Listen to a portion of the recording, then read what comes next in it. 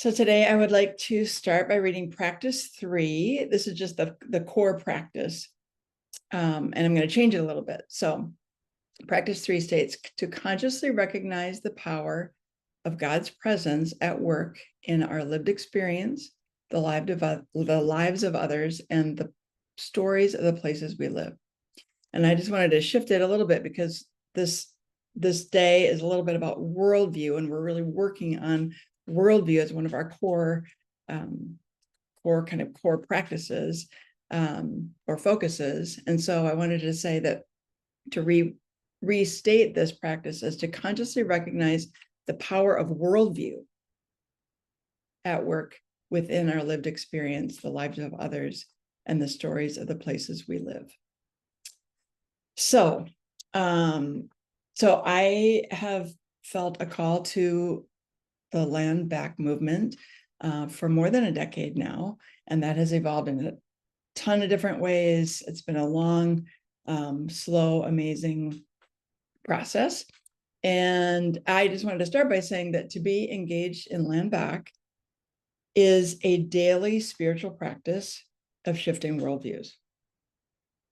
Let me just say that again. It's a daily spiritual practice of shifting worldviews. It is a constant process of unlearning and learning.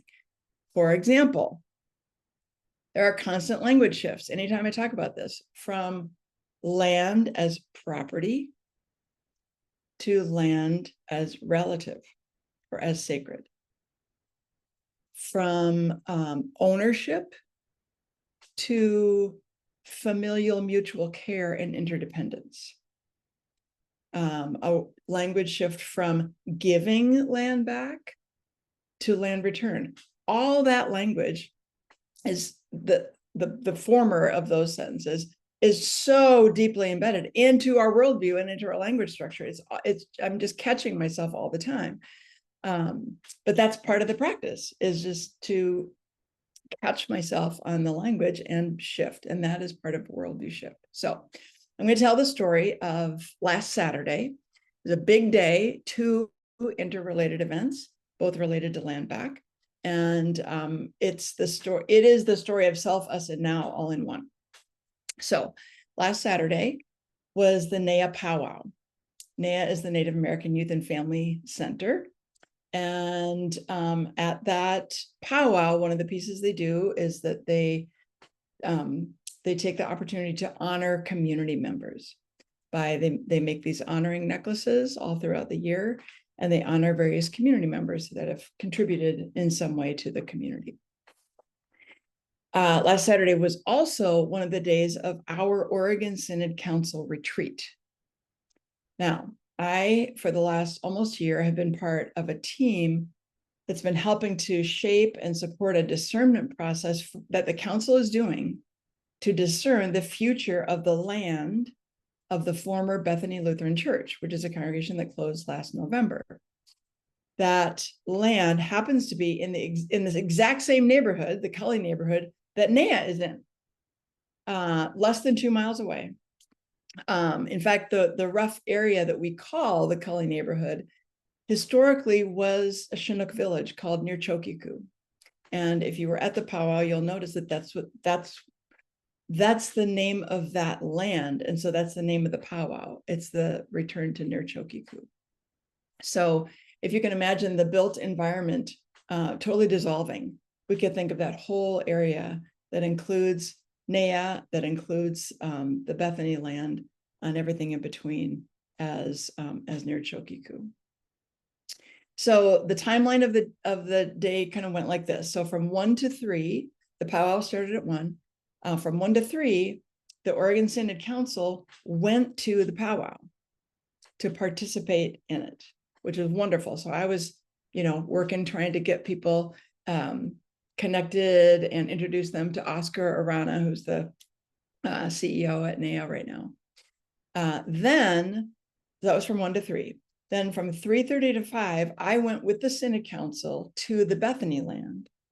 And during that time, we did a sacred land encounter. So it had a practice of deeply engaging with the land, and also included a ritual that I led that I'll tell you about in a minute. Then when that was done, I went back to Nea, and the honoring ceremony was at 6 o'clock, and then the evening portion of the powwow. So I'm going to share 3 unlearnings and learnings regarding worldview in reverse order. So the last one was near the end of the evening, dark out, people are starting to fade. I was so tired. I had not slept well the night before. So I was just kind of looking for Robin and some other friends to say goodbye to, and I was gonna leave. Well, I run into Tana Sanchez. Tana is a state representative. She's the heart of NEA. She's one of the youth that was served by NEA when it was a volunteer organization 50 years ago. She was the first staff member. I don't even know. Like, she's Tana Sanchez. So we're talking, and it's a lovely, just brief conversation. And we end the conversation, and she says, "I'm going to go.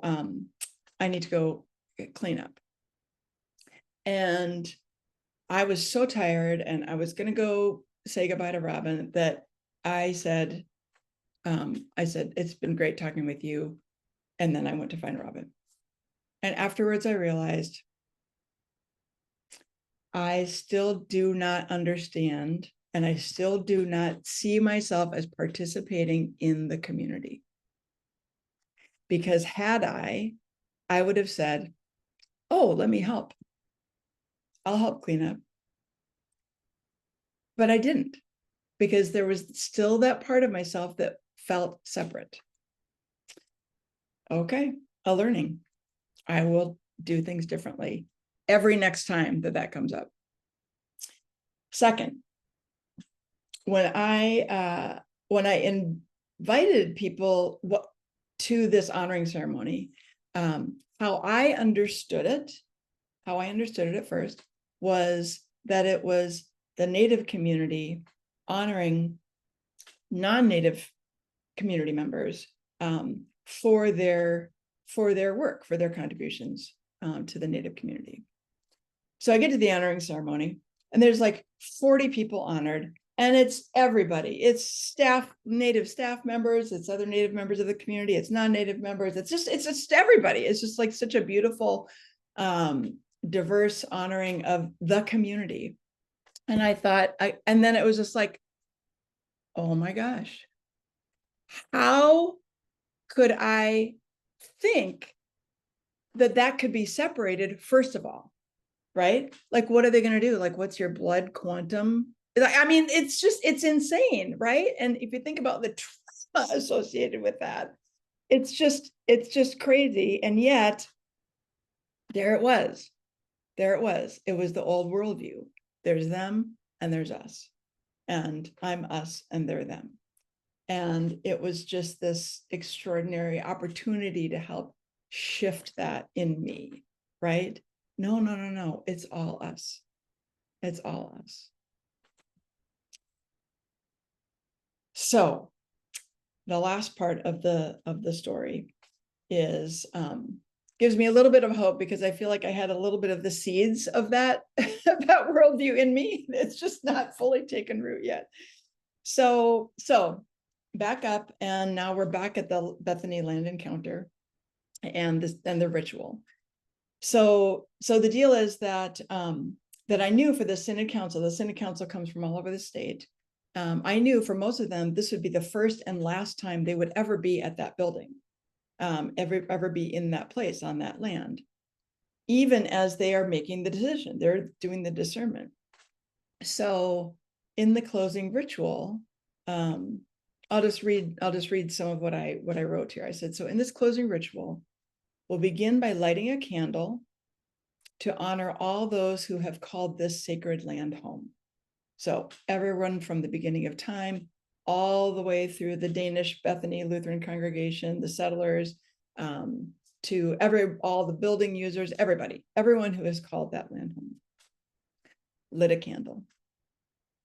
And then lit a second candle to honor all of you, Synod Council members, for the time, the energy, the prayer, heart, wisdom, questions, courage, vision that they're all bringing to this awesome privilege and responsibility. So I lit a second candle.